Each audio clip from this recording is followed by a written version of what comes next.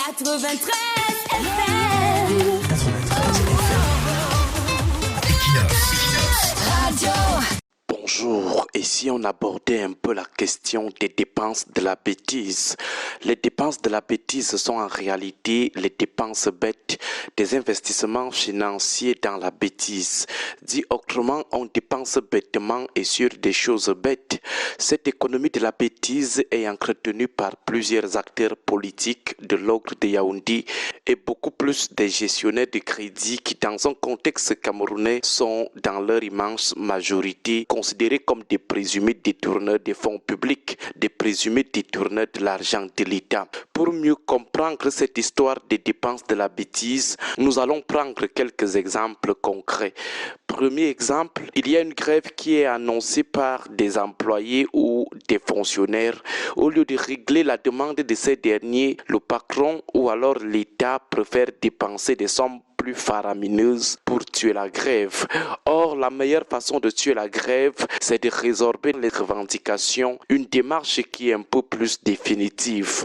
Mais les patrons prennent l'argent qui peut servir au solutionnement du problème posé par les employés ou les fonctionnaires. Ils prennent cet argent pour acheter plutôt quelques employés pour une anti-grève ou pour une contre-grève. Ils prennent plutôt cet argent pour acheter les médias, pour corrompre les chefs des forces de maintien de l'ordre, pour venir fouetter les grévistes. Ils prennent cet argent pour entretenir financièrement la mobilisation des forces de maintien de l'ordre. Pourtant, avec cet argent, ils peuvent contenter les grévistes. Ils partent plutôt corrompre les forces de gendarmerie et de police pour filer et craquer les meneurs de la grève. Deuxième exemple, quelqu'un a détourné l'argent de l'État, l'argent de l'entreprise, de la mairie. Il est acculé soit par l'opinion, soit par la justice. Au lieu de restituer l'argent volé, il préfère plutôt aller le dépenser dans l'achat des consciences. Il le dépense pour arroser la presse ou arroser les magistrats.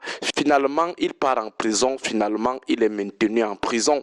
Il a l'argent pour rembourser le corps du délit, mais il préfère plutôt aller verser des sommes plus faramineuses aux médias pour acheter des qui-laves ou des gros titres qui lavent, ou encore saboter ceux qui tentent de demander justice ou réparation. Troisième exemple, quelqu'un veut se présenter comme un bâtisseur, un bon élu. Au lieu de bâtir avec l'argent mis à sa disposition, il préfère plutôt aller le verser aux journalistes afin que ces derniers le présentent comme bâtisseur. Il préfère plutôt aller le verser aux promoteurs des awards afin qu'il soit élu personnalité de l'année. Il préfère plutôt aller le verser dans des cercles obscurs afin que ces derniers puissent travailler son aura de sorte que même médiocre, on l'admire. Voilà une dépense de la bêtise. Quatrième exemple, une élite est vomie parce qu'elle ne travaille pas bien.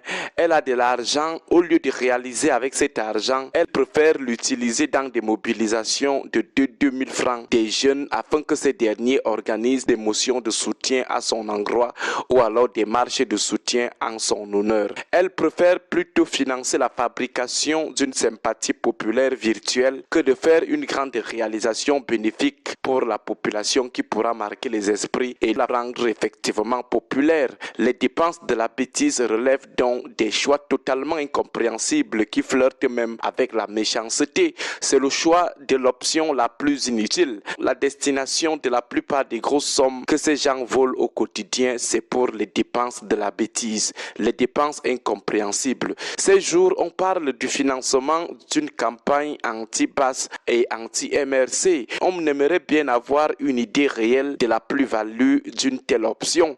Lorsqu'un peuple est d'accord avec vous, vous n'avez pas besoin de dépenser des centaines de millions pour le corrompre ou pour acheter sa sympathie. Au lieu de dépenser des centaines de millions dans le aide-moi à détester, utilisez plutôt cet argent pour faire des grandes réalisations qui vont fermer la bouche à vos détracteurs. C'est plus utile comme ça. Parfois, vous mobilisez toute toute votre bonne foi pour comprendre certains choix des gens du 6 novembre, mais après, malgré tous ces efforts, vous finissez toujours par confirmer qu'ils sont insaisissables.